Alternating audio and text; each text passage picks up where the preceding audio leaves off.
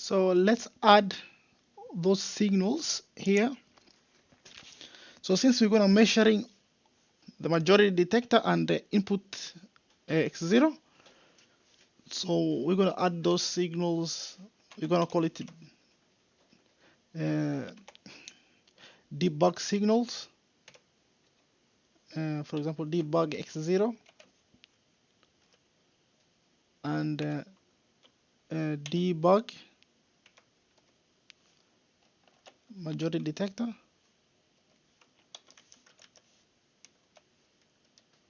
So those are the two signals that we're going to add, so that we explain.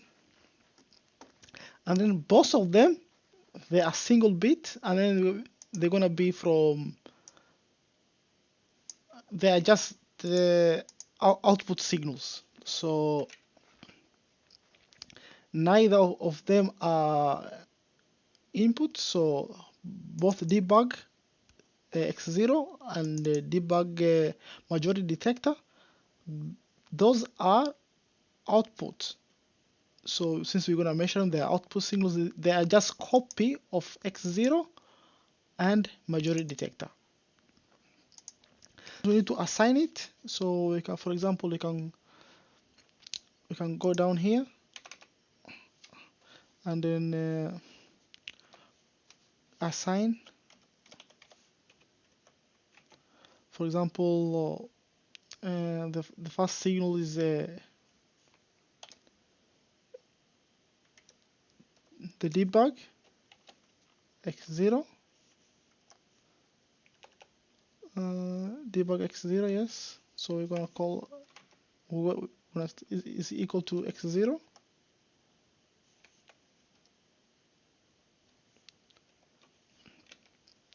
And the second one is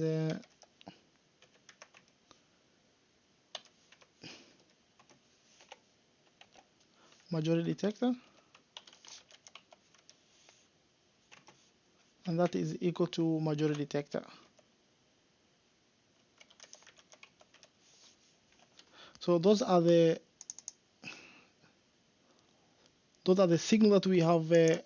You just copied it from here, and this is x0, which is, so it need to be small x.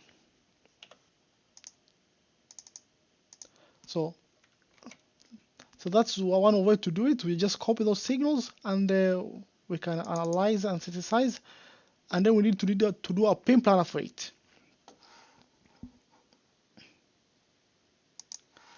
Now the analysis and synthesis have completed successfully. We don't have no errors. So we need to go to pin planner and start to assign this to the general purpose output GPU, and then we need to change the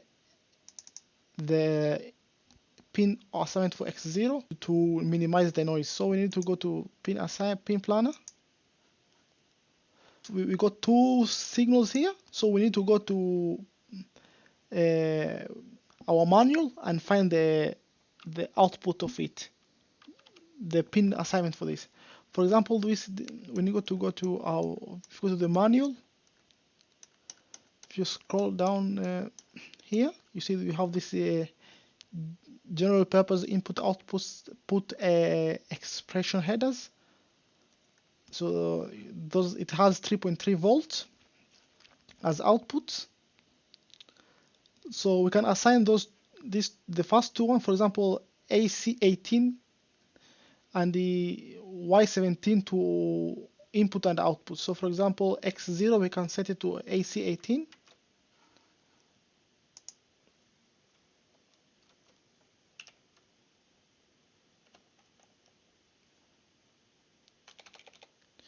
AC18.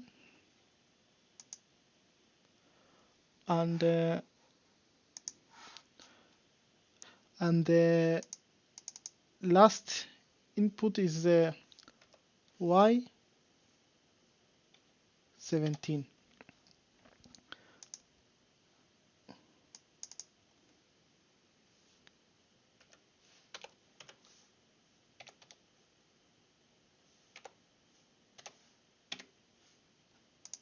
So and then we need to change X0. So we need to change this from the sliding switch to push buttons. So those push buttons have debouncing that have, so that we can minimize the noise. If you go here, so we have this is, if you go to your manual page 22, you see these push buttons, and those have debouncing, so that they don't have some noise. So it's good to use it as input signals. So we can assign that, for example, key 0 to, which is it located to AA14. So we can go to the pin planner, we can change this one to AA14. So we can close it.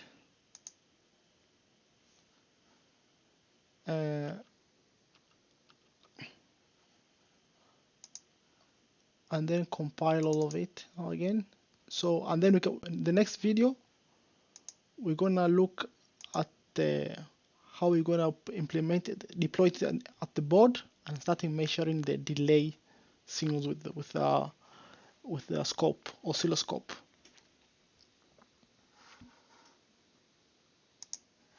Now the compilation is done successfully. So now we can start to look at what kind of delay time are we expecting before we go to the scope. Now we're gonna look what kind of delay are we expecting.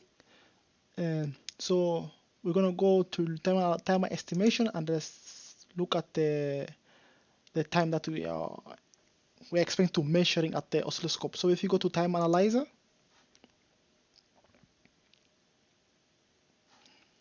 and then we go to custom report, report path.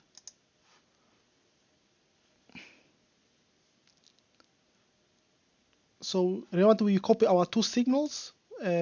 So our first input originally is X0, which we have pinned it on the push buttons.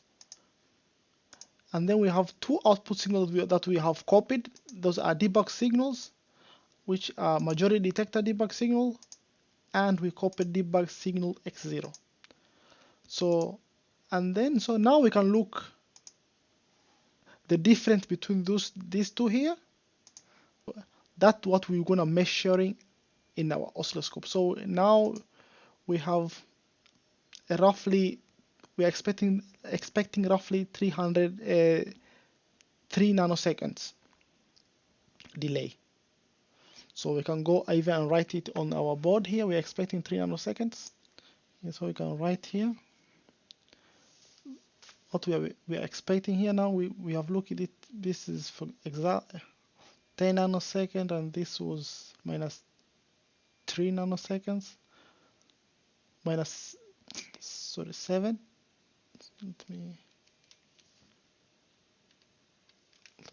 It was